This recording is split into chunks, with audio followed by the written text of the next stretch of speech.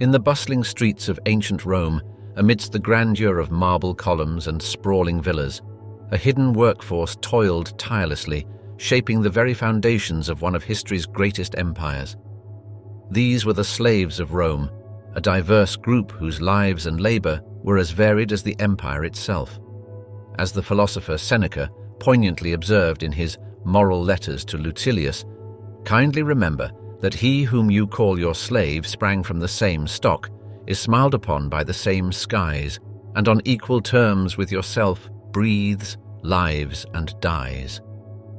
At the heart of Roman households, the servi domestici, or household slaves, formed an integral part of daily life.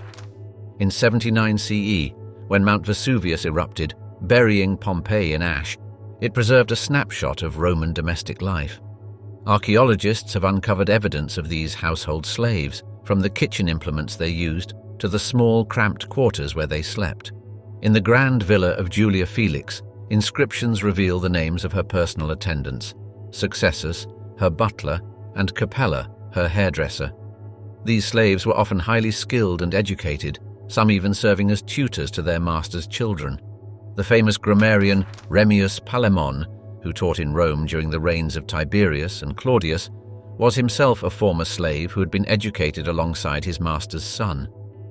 Cicero's relationship with his slave, Tiro, exemplifies the complex dynamics between masters and their more trusted servants. Tiro, who served as Cicero's secretary and confidant, was so valued that Cicero wrote in a letter to his brother Quintus, "I have no one with whom to talk, in whom I can take any pleasure. Tiro is not with me." Tiro eventually earned his freedom and went on to publish Cicero's works, preserving them for posterity. He also invented a system of shorthand known as Tironian notes, which was used for centuries after his death. Another notable example is Epictetus, born a slave in Hierapolis around 50 CE, who later became one of the most influential Stoic philosophers after gaining his freedom. Beyond the city walls, under the scorching Italian sun, agricultural slaves labored on vast estates known as latifundia. These sprawling farms, some covering thousands of acres, were the backbone of Rome's agricultural economy. Cato the Elder, in his work De Agricultura, provides a glimpse into the harsh life of these slaves, recommending that a farm of 240 hugera, about 150 acres, should be worked by 16 slaves. He advises owners to sell old or sickly slaves, treating them as disposable tools rather than human beings. A stark example of this mentality comes from Vedius Pollio, a wealthy Roman equestrian who was known to feed disobedient slaves to his lampreys. When Emperor Augustus dined with him, he was so appalled by this practice that he ordered all of Pollio's valuable drinking vessels to be smashed and his fish pond to be filled in. The latifundia system, which reached its peak in the 1st century CE, was so extensive that Pliny the Elder lamented in his Natural History, "Large estates have been the ruin of Italy and are now ruining the provinces as well." These vast farms, worked by countless unnamed slaves, produced the grain, olive oil, and wine that fed the empire. The scale of this agricultural slavery was immense. For instance, the Roman senator Pedanius Secundus, murdered by one of his slaves, owned over 400 slaves just in his urban household. This incident led to a contentious debate in the Senate about whether to execute all of Pedanius's household slaves, as was customary under Roman law. In stark contrast to the anonymous toil of agricultural slaves, gladiators lived lives of danger and occasionally glory. The gladiatorial schools, like the famous Ludus Magnus in Rome, trained slaves to become warriors for public entertainment. The life of a gladiator was brutal, but could offer a path to fame and even freedom. Spartacus, perhaps the most famous gladiator in history, led a slave rebellion that shook the foundations of the Roman Republic. Although ultimately defeated, his story inspired generations and highlighted the potential power of the enslaved masses. The rebellion, known as the Third Servile War, lasted for 2 years, and at its height involved an estimated 120,000 escaped slaves and free poor. Plutarch recounts that when Spartacus was finally cornered by Marcus Licinius Crassus's forces, he dramatically killed his horse before the final battle, declaring, "If I am victorious, I shall have horses in abundance. If I am defeated, I shall have no need of them." While gladiators faced death in the arena, mining and quarry slaves confronted it daily in the dark depths of the earth. In the gold mines of Las Medulas in northwestern Spain, thousands of slaves worked in treacherous conditions. Pliny the Elder described the process of hydraulic mining used there, where slaves would dig tunnels into hillsides before releasing massive amounts of water to erode the rock and reveal gold deposits. The mortality rate was staggering. Many slaves survived only a few months in these conditions, yet their labor was crucial to Rome's economy, with Las Medulas alone producing an estimated 1.6 million kilograms of gold over 2 centuries. The Greek geographer Strabo noted that the death toll in these mines exceeded that of the wars that had initially conquered the region. These slaves endure incredible hardships, for they not only work continuously under the earth, digging passages and galleries, but they do so in shifts, day and night. Many of these unfortunate souls never saw the light of day again, perishing in the dark, damp tunnels, their bodies often left where they fell. The Roman naturalist Pliny the Elder, in his Natural History, recounted how slaves in the gold mines of northwest Hispania would tunnel through mountains by the light of lamps, the duration of which forms the measure of the shifts. For months, the miners do not see the light of day. In the marble quarries of Carrara, slaves extracted the gleaming white stone that would adorn Rome's grandest buildings. The historian Strabo noted the difficulty of this work, describing how large marble blocks were transported down steep mountain slopes using specialized wooden sledges. The slaves who performed this dangerous task lived short, brutal lives, their names lost to history even as their work continues to inspire awe in structures like the Pantheon. An inscription found near the quarries, dating to the 2nd century CE, mentions a slave named Fortunatus, who died at the age of 20, crushed by a falling block of marble. Such tragedies were commonplace, yet the demand for marble never ceased. Emperor Augustus famously boasted, "I found Rome a city of bricks and left it a city of marble."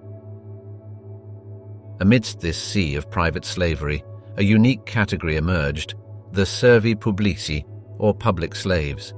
These individuals, owned by the state rather than private citizens, often enjoyed better conditions than their privately owned counterparts. In Rome, public slaves maintained temples, assisted in administrative tasks, and even helped manage the complex water system that fed the city's famous fountains and baths. An inscription from 123 CE mentions a public slave named Narcissus, who served as a clerk in the office of the water commissioner, demonstrating the responsible positions these slaves could hold. The Vestal Virgins, Rome's revered priestesses, were each allocated 2 public slaves to assist them in their sacred duties. These slaves, unlike most others, were allowed to wear the pileus, a felt cap that symbolized freedom, indicating their elevated status. The lives of Roman slaves were as diverse as they were difficult. From the educated household slave managing his master's affairs to the nameless miners toiling in Spain's gold mines, each played a crucial role in building and maintaining the vast Roman Empire. Their stories, often overlooked in grand historical narratives, form the foundation upon which Rome's legacy was built, a legacy that continues to fascinate and influence our world today. As the satirist Juvenal astutely observed in his Satires, "What can you do when a man loses all sense of shame, when he puts on the mask of a slave dealer and isn't embarrassed to sell his own friends?" The Human Bazaar, Rome's insatiable appetite for slaves. In the heart of the Roman Forum, amidst the clamor of merchants and the rustle of togas, stands a stark reminder of the empire's dark underbelly, the slave market. Here, human lives are commodities, bought and sold with the same nonchalance as olives or wine. The air is thick with the mingled scents of exotic spices and human despair, a pungent metaphor for the vast and complex network of the Roman slave trade. As Rome's borders expanded, so too did its hunger for slaves. The conquest of Carthage in 146 BCE flooded the markets with an estimated 50,000 new slaves, while Julius Caesar's campaigns in Gaul from 50 BCE resulted in the enslavement of nearly 1 million Gallic people. The Greek historian Polybius described the aftermath of the Roman sack of Corinth. "I saw with my own eyes pictures thrown to the ground, and soldiers using them as gaming boards. These treasured artworks lay discarded, while their former owners were bound in chains, destined for the slave markets of Rome." The Roman general Mummius, who led the sack of Corinth, was so ignorant of the value of the art he plundered that he warned the ship captains transporting the loot to Rome that they would have to replace any lost pieces with new ones. The scale of Rome's slave acquisition through conquest was staggering. Following the Third Macedonian War, the Roman general Aemilius Paulus oversaw the enslavement of 150,000 Epirotes. This mass enslavement was so efficient that the Greek historian Plutarch later wrote, "It took only 1 hour for 70 cities to be plundered and their inhabitants enslaved." In 107 BCE, the Roman general Gaius Marius defeated the Teutones and Ambrones at the Battle of Aquae Sextiae, capturing 90,000 prisoners who were subsequently sold into slavery. The Roman historian Livy recounts that after the fall of New Carthage, Scipio Africanus personally supervised the division of captives, separating the citizens, who would be ransomed, from the artisans, who were to become public slaves of Rome. Yet conquest was not the only source of slaves. Piracy, particularly in the Mediterranean, played a significant role. The island of Delos, a major slave trading hub, saw up to 10,000 slaves change hands daily at its peak in the 2nd century BCE. The Roman orator Cicero, in his speech against Verres, recounted how the corrupt governor of Sicily colluded with pirates, allowing them to raid coastal towns and sell the captured inhabitants into slavery. One particularly notorious incident involved the young Julius Caesar, who was kidnapped by Cilician pirates. During his captivity, Caesar joked that he would return and crucify them all, a promise he later fulfilled after his ransom was paid and he was released. Professional slave traders, known as mangones, operated throughout the empire, sourcing slaves from various regions and transporting them to bustling markets. These traders were known for their cunning and often unscrupulous methods. The Roman agricultural writer Varro, in his work on agriculture, advised potential buyers to be wary of traders who smear the bodies of slaves with ointments to make them appear of better condition. Some traders went as far as to dye the hair of older slaves or apply makeup to hide blemishes. One of the most infamous slave dealers was a man named Tyrrhenius, who once sold 2 boys to Mark Antony, claiming they were twins to increase their value. When Antony discovered the deception, the boys spoke different languages and were clearly not related. He demanded an explanation. Tyrrhenius audaciously claimed that this very difference made them more valuable, impressing Antony with his quick wit. The economy of the Roman Empire was deeply intertwined with the slave trade. In the 1st century CE, it's estimated that slaves made up 30 to 40% of Italy's population, with Rome itself potentially housing up to 400,000 slaves. The trade was so lucrative that Emperor Augustus imposed a 4% tax on slave sales, demonstrating both the scale and the state's reliance on this human commerce. This tax, known as the Quinta et Vicesima Venalium Mancipiorum, brought significant revenue to the imperial treasury. Slave markets were a common sight in Roman cities. The largest in Rome was located near the Temple of Castor, where slaves stood on revolving platforms, their feet chalked white to denote their status. Each wore a placard detailing their origin, skills, and any defects, as mandated by the curule aediles who regulated the markets. The Roman playwright Plautus, in his comedy The Persian, satirized these practices, depicting a character who attempts to sell his daughter as an exotic slave, boasting of her non-existent musical talents. In reality, skilled slaves were highly valued. The physician Galen, writing in the 2nd century CE, mentions a slave doctor being sold for 60,000 sesterces, a testament to the premium placed on specialized knowledge. The process of sale was often degrading and thorough. Potential buyers could inspect slaves as if they were livestock, checking their teeth, muscles, and even their bodily features. The Roman physician Galen, writing in the 2nd century CE, described how some buyers would stroke the bodies of boys and girls to judge their physical condition. Slaves with special skills or beauty could command high prices. The grammarian Lucilius Daphnis, for instance, was sold for 700,000 sesterces, a sum equivalent to the annual pay of 700 legionaries. The orator and teacher Quintilian, in his Institutio Oratoria, advised that a well-educated slave could be worth 100,000 sesterces or more, underscoring the value placed on intellectual abilities.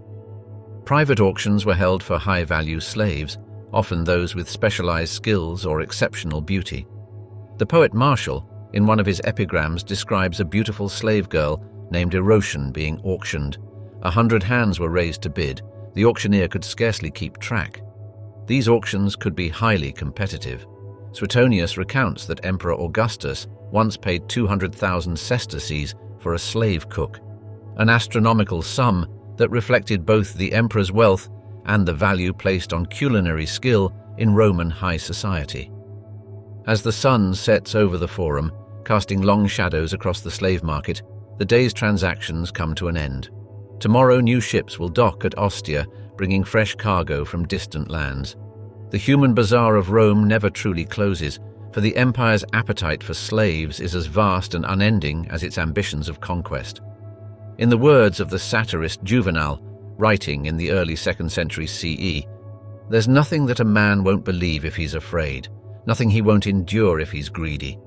And in the slave markets of Rome, both fear and greed reign supreme, a testament to the complex and often cruel society that built one of history's greatest empires on the backs of countless enslaved souls. Shackled souls, the brutal reality of Roman slave life. In the shadow of Rome's grandeur, beneath the marble columns and gilded temples, lay a world of unimaginable suffering.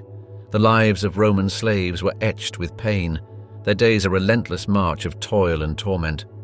From the crack of dawn to the fall of night, these human chattel existed in a realm where their very humanity was denied, their bodies and minds mere possessions to be used and abused at their master's whims. As the philosopher Seneca poignantly observed in his moral essays, slavery is the death of the soul. As the first light of day crept over the 7 hills, slaves across the empire stirred from their meager sleeping quarters. In the vast latifundia of rural Italy, hundreds of agricultural slaves, their ankles often chained, shuffled out to the fields. Cato the Elder, in his work De Agricultura, advised landowners to keep their slaves constantly occupied, writing, "Men who are busy in labor are not busy in mischief." This cruel philosophy meant that field slaves could work up to 16 hours a day under the scorching Mediterranean sun, their backs bent double as they tended to crops or pruned vines.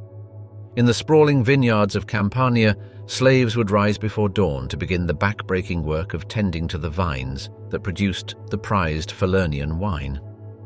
The agronomist Columella recommended that vineyard slaves be tattooed on the forehead to prevent escape, a practice that literally branded these individuals as property. Urban slaves, while spared the back-breaking labor of the fields and mines, faced their own set of challenges. Domestic slaves in wealthy households could number in the hundreds, each with a specific task. From the villicus, house steward, to the lowest kitchen drudge, their days were an endless cycle of service. The Roman poet Juvenal, in his 3rd satire, paints a vivid picture of a rich man's entourage. At his side walks a whole regiment of retainers. There you may see the steward of his Gallic estates, here the bailiff of his Moorish property. There is no end to the tale of attendants. These slaves lived under constant scrutiny, their every action subject to their master's approval or displeasure. In the household of Emperor Claudius, a slave named Posides rose to such prominence that he was awarded the Hasta Pura, a military decoration, despite never having served in the army. Yet even such favored slaves could fall from grace swiftly. The historian Suetonius recounts how Claudius had one of his favorite freedmen executed for adultery with Roman matrons. Physical abuse was a daily reality for many slaves. The Roman jurist Gaius, in his Institutes, stated matter-of-factly, "We may note that it is permissible for masters to deal with their slaves as they please." This carte blanche for cruelty led to horrific abuses. Flogging was so common that the whip became a symbol of the slave owner's authority. The playwright Plautus, in his comedy Pseudolus, has a character threaten a slave, "I'll make your back redder than your hair with my whip." More severe punishments awaited slaves who displeased their masters or attempted to escape. The historian Tacitus recounts how, following the murder of the city prefect Pedanius Secundus by one of his slaves, all 400 of the household slaves were executed, despite public protests.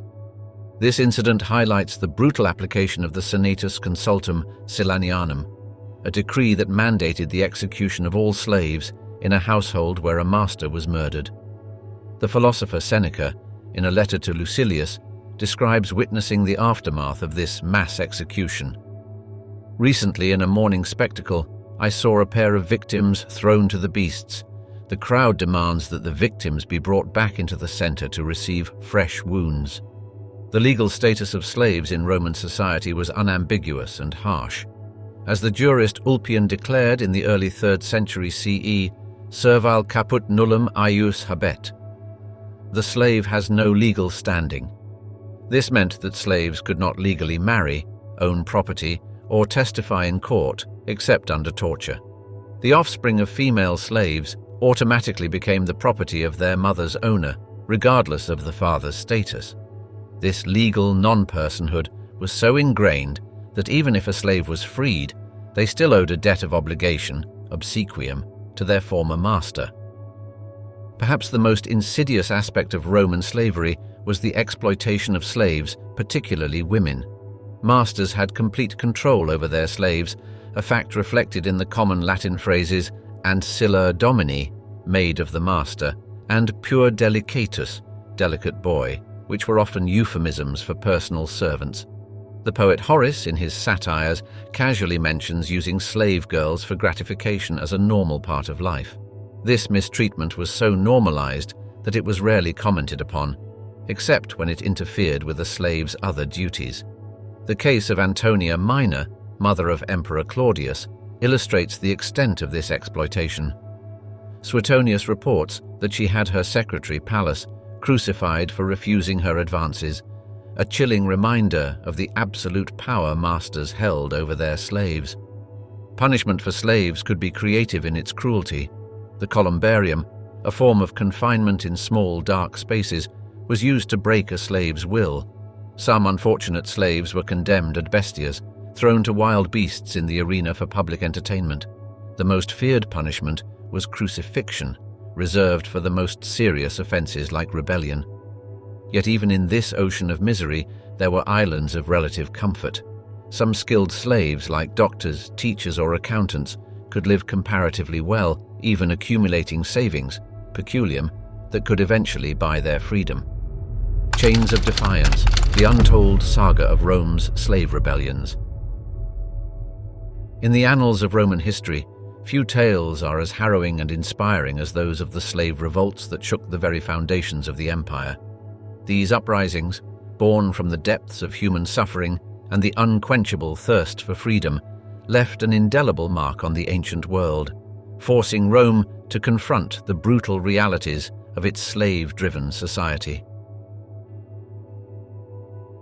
The most famous of these rebellions, the Third Servile War, led by the indomitable Spartacus, erupted in 73 BCE like a long-dormant volcano. Spartacus, a Thracian gladiator enslaved by Rome, broke free from a ludus in Capua along with 70 fellow gladiators. Among his co-conspirators were Crixus, a Gallic warrior, and Enomas, a skilled gladiator from Gaul. Armed with little more than kitchen utensils and an unbreakable will, they overcame their guards and escaped into the countryside. Their first target was Mount Vesuvius, where they established a temporary stronghold. Little did Rome know that this small band of fugitives would soon grow into an army that would strike terror into the heart of the mightiest empire on earth. As word spread of Spartacus's escape, slaves from across Italy flocked to his banner. The rebel army swelled to tens of thousands, a motley crew of gladiators, field hands, and domestic servants united by their shared dream of freedom. They moved swiftly, outmaneuvering the hastily assembled Roman forces sent to quell what was initially dismissed as a minor disturbance. Plutarch recounts how Spartacus, in a display of tactical brilliance, used vines to rappel down the steep slopes of Mount Vesuvius, surprising and routing the Roman forces that had thought them trapped. This victory against the praetor Claudius Glaber was a pivotal moment, demonstrating that slave rebels could defeat professional Roman troops. Victory after victory followed. At Thurii in southern Italy, Spartacus defeated the praetor Gaius Claudius Glaber. Near Picenum in central Italy, he crushed the forces of Publius Varinius.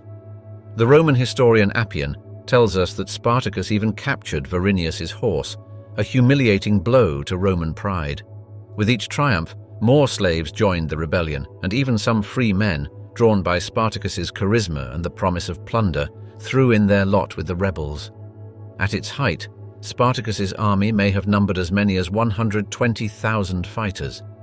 They ranged across Italy, from Campania in the south to Mutina, modern Modena, in the north, leaving a trail of destroyed latifundia, large slave-worked estates, in their wake. But the winds of fortune are fickle, and Rome was not to be so easily toppled. In 71 BCE, the Senate entrusted Marcus Licinius Crassus, one of Rome's wealthiest and most ambitious men, with the task of crushing the rebellion. Crassus raised a massive army of 8 legions and pursued Spartacus relentlessly. He revived the ancient punishment of decimation, executing 1 in every 10 of his own men to instill iron discipline after early defeats. The final battle took place near the Silarus River in southern Italy. There, Spartacus made his last stand. Appian tells us that before the battle, Spartacus dramatically killed his horse, declaring, "If I am victorious, I shall have many better horses. If I am defeated, I shall have no need of this one." This act, reminiscent of ancient heroes, underscored the epic nature of the conflict. The battle was a slaughter. Spartacus fought his way through the Roman lines, intent on engaging Crassus in single combat, but fell before he could reach him. Plutarch writes that Spartacus was wounded in the thigh by a pilum, javelin, but continued fighting on his knees, wielding his sword. His army was annihilated, with survivors ruthlessly hunted down. In a final act of brutal repression, Crassus crucified 6,000 captured rebels along the Appian Way from Capua to Rome, a forest of crosses stretching for 120 miles, a grim reminder of the price of rebellion. The Roman poet Horace, writing decades later, referred to this gruesome spectacle in his Epides. The very birds of prey shrink back in horror from such a feast. Yet the Third Servile War was but the crescendo in a long symphony of slave resistance. 4 decades earlier, Sicily had been rocked by 2 massive slave revolts that foreshadowed the havoc Spartacus would wreak. The First Servile War began when a Syrian slave named Eunice, claiming divine inspiration, led a rebellion that quickly engulfed the island. Eunice, who could reportedly breathe fire and prophesy the future, was proclaimed king by his followers, taking the royal name Antiochus. His army, which grew to 200,000 strong, captured the city of Enna and defeated several Roman forces sent against them. The rebellion spread like wildfire, with another slave leader, Cleon, capturing Agrigentum and joining forces with Eunice. For 3 years, they held large swathes of Sicily, establishing a slave kingdom that minted its own coins.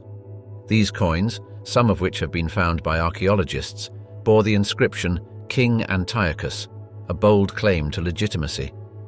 It took the arrival of a large consular army under Publius Rupilius to finally crush the revolt.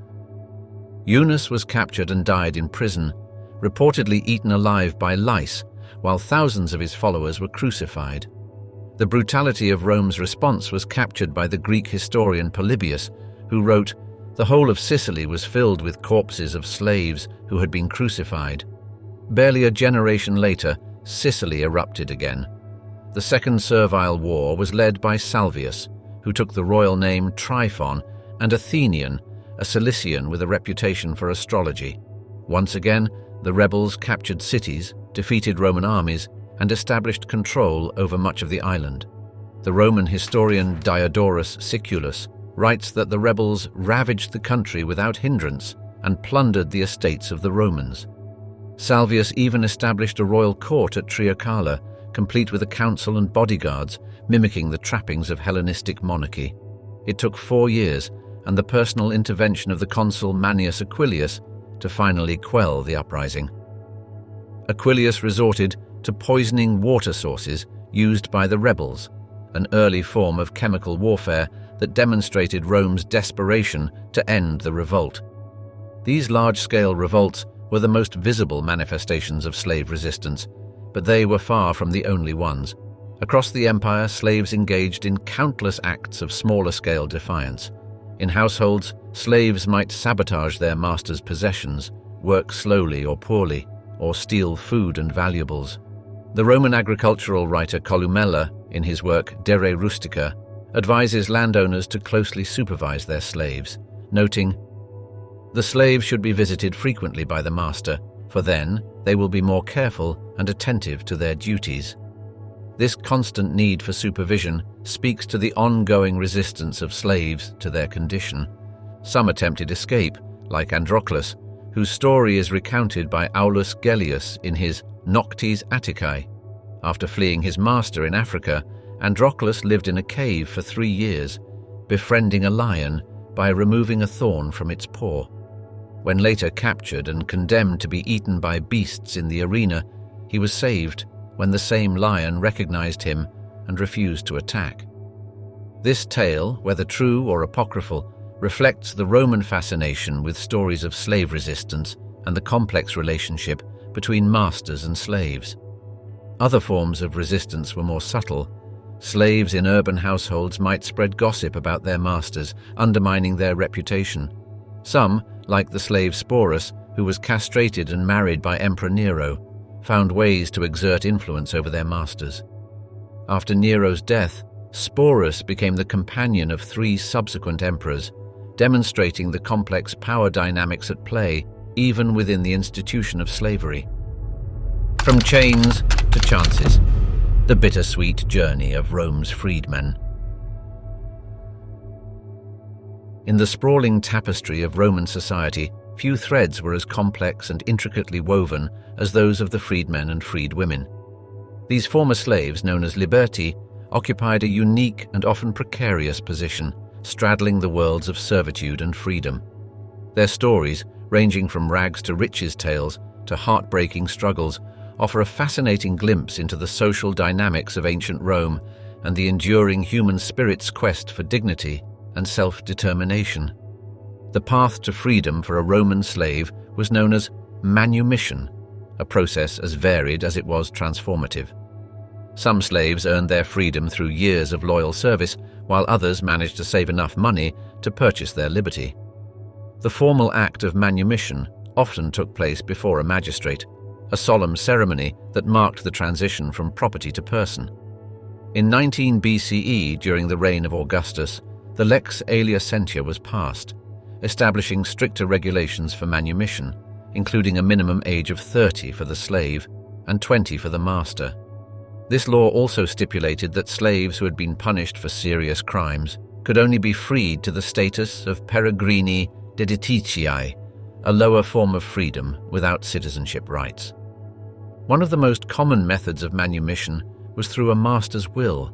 The Roman statesman Pliny the Younger, writing in the late 1st century CE, mentions in his letters freeing several slaves upon his death, stating, "I have granted freedom to those slaves whom I considered worthy."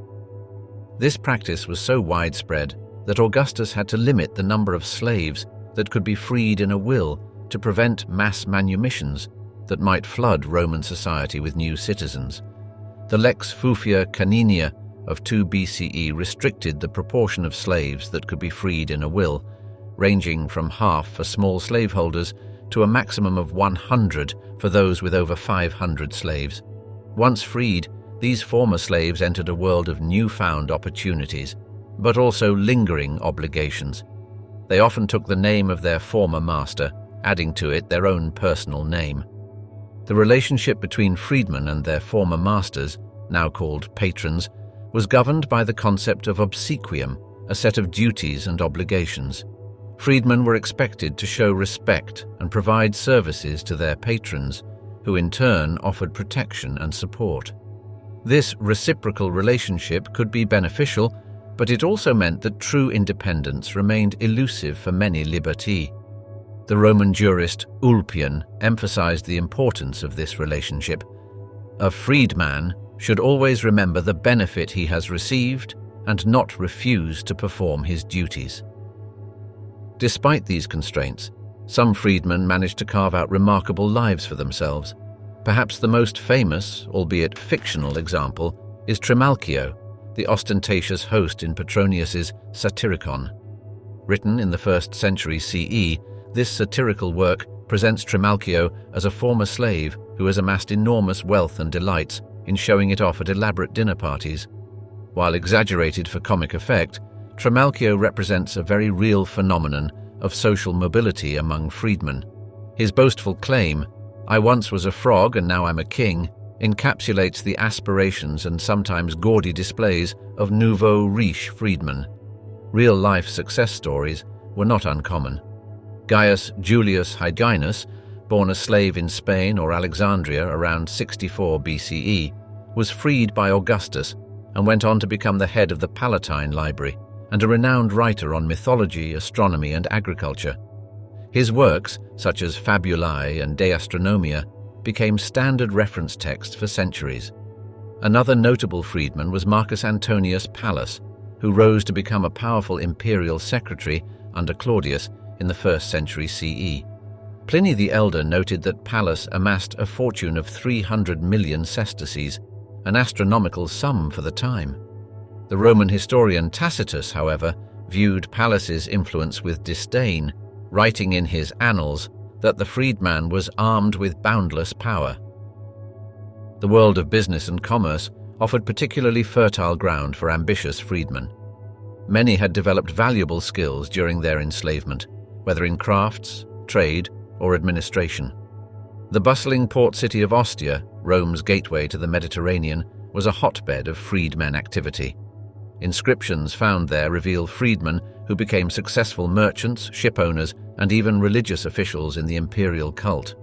One such example is Lucius Caecilius Jucundus, a freedman banker from Pompeii, whose wax tablets, preserved by the eruption of Vesuvius, provide invaluable insights into the financial dealings of the time. However, for every success story, countless others faced ongoing struggles and discrimination. Freedmen were barred from holding political office, joining the army, or marrying into the senatorial class. The Roman poet Horace, himself the son of a freedman, faced social snobbery despite his talent and connections. In his satires, he recounts being mocked as a freedman's son by those who looked down on his origins. Horace's famous line, "Virtus, libertas, quaeque pares hominibus sunt omnia," virtue, liberty, and all things are equal to all men, can be seen as a defiant response to such prejudice. The stigma of having once been a slave often clung not just to freedmen, but to their descendants as well. It typically took 3 generations for a family to fully shake off the taint of servile origins. This lingering prejudice is reflected in a quote attributed to the Emperor Claudius, who reportedly said, "Once a freedman, always a freedman." The Emperor Nero, despite his many faults, took steps to protect freedmen, passing laws that made it more difficult for patrons to revoke freedom once granted. Yet, despite these challenges, the institution of manumission and the presence of freedmen in Roman society represented a degree of social mobility that was rare in the ancient world.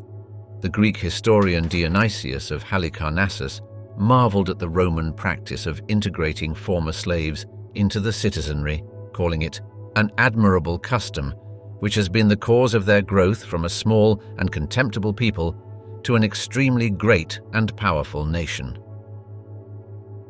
Some freedmen found innovative ways to navigate the social and legal constraints placed upon them. Unable to enter politics directly, they often exercised influence through their patrons or by joining influential professional guilds, known as collegia. The tombstone of one Lucius Aurelius Hermia, a freedman butcher in Ostia, proudly proclaims his membership in the Butchers' Guild and his role as an Augustalis, a prestigious religious position often held by wealthy freedmen. These collegia not only provided economic support, but also a sense of community and dignity. The stories of individual freedmen and freedwomen provide vivid glimpses into the complexities of Roman social life. Consider Epictetus, born a slave in Hierapolis around 50 CE, who went on to become one of the most renowned Stoic philosophers of his time. Despite achieving freedom and fame, Epictetus chose to live simply, embodying the Stoic principles he taught. His teachings, recorded by his student Arrian, continue to inspire readers today with their emphasis on personal ethics and the pursuit of virtue regardless of one's circumstances.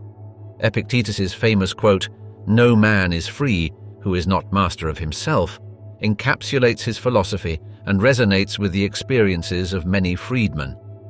Another poignant tale is that of Antonia Canis, a freedwoman who became the longtime companion of the future emperor Vespasian. Despite her lowly origins, Canis was known for her sharp mind and excellent memory. The historian Suetonius reports that she amassed considerable wealth and influence, often interceding in state affairs on behalf of petitioners. Her relationship with Vespasian lasted decades, and though they could not legally marry due to her status, he treated her as his wife in all but name. After her death, Vespasian continued to honor her memory, a testament to the deep bonds that could form across social boundaries. As we bid farewell to this chapter of history, let us remember the words of Marcus Tullius Cicero, the great Roman orator and statesman, who in 44 BCE wrote in his treatise De Officiis, "For those who say that we should respect our fellow citizens, but not foreigners, destroy the universal brotherhood of mankind. And when this is destroyed, kindness, generosity, goodness, and justice are all destroyed along with it." As the sun sets on the 7 hills of Rome, we leave behind the whispers of countless untold stories, of slaves who dreamed, freedmen who strived, and a society grappling with its own contradictions. May their tales continue to inform, inspire, and remind us of the precious nature of liberty. Veil, dear viewers, until we meet again on another historical journey through the annals of time.